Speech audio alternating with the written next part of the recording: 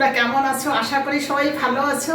আজকে তোমাদের সঙ্গে শেয়ার করব কচুর পাতায় চিংড়ি মাছের পাতুরি।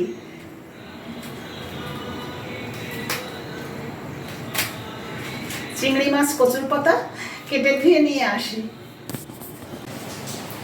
কচুর পাতা বাছা দেওয়া হয়ে গিয়েছে, এবার মশলা করে নেব।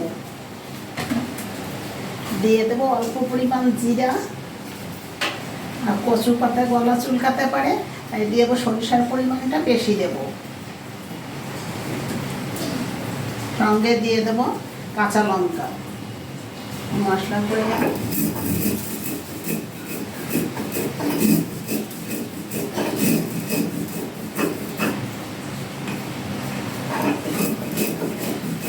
এই সরিষার জিরা সব আমার ঘরে ধুয়ে রোদ্রে শুকিয়ে রেখেছি, একবার ধুতে লাগবে না আমার।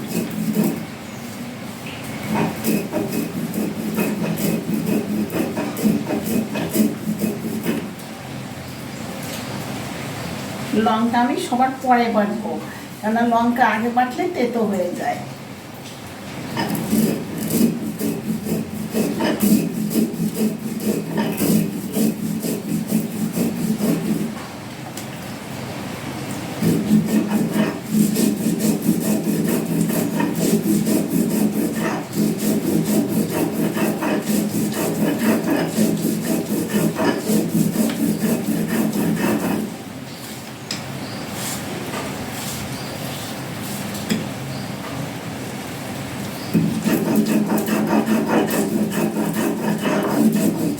মশলা বাটা হয়ে গিয়েছে, এবার আমি চিংড়ি মাছ, মশলা, হলুদ, লবণ, গোটা রসুন, কাঁচা লঙ্কা, সরিষার তেল, অল্প অল্প যে কচুর ডগা ছিল ওইগুলো দিয়ে ভালো করে মেখে নেব। আর রসুন দিলে, গোটা গোটা রসুন দিলে এই মাছ ভাপার স্বাদ অনেকটা বেড়ে যায়, আর গলায় লাগার সম্ভাবনা থাকে না।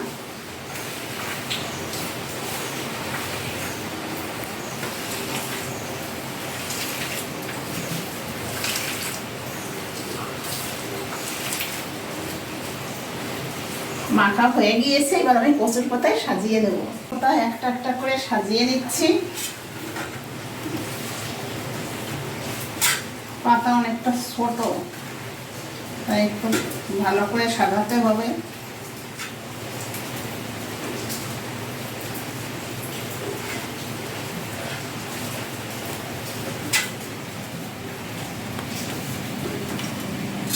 দিয়ে দেবো মেখে রাখা চিংড়ি মাছ।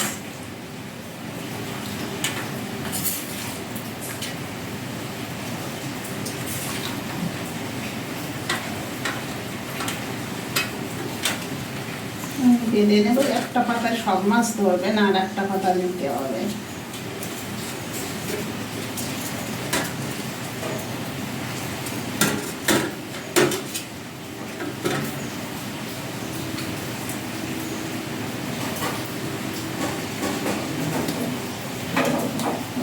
এই নীলের সুতো দিয়ে একটু হালকা করে বাঁধতে হবে, নাহলে কচুর পাতা কেটে যেতে পারে।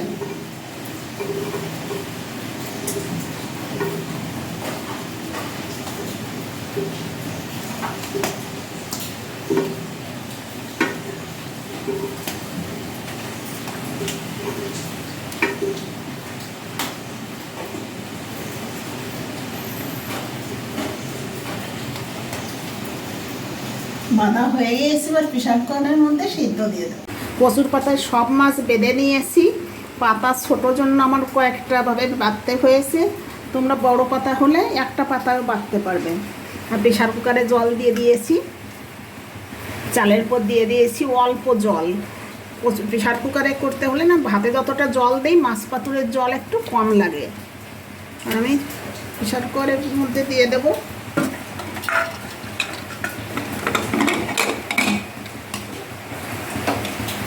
ঢাকনা আটকিয়ে সিটি দিয়ে দেবো। প্রেসার কুকারে মাছ পাতুরি হয়ে গিয়েছে, তোমাদের খুলে দেখাচ্ছি। ভাতও ঝরঝরে হয়েছে, আর পাতুরিও ভালো হয়েছে।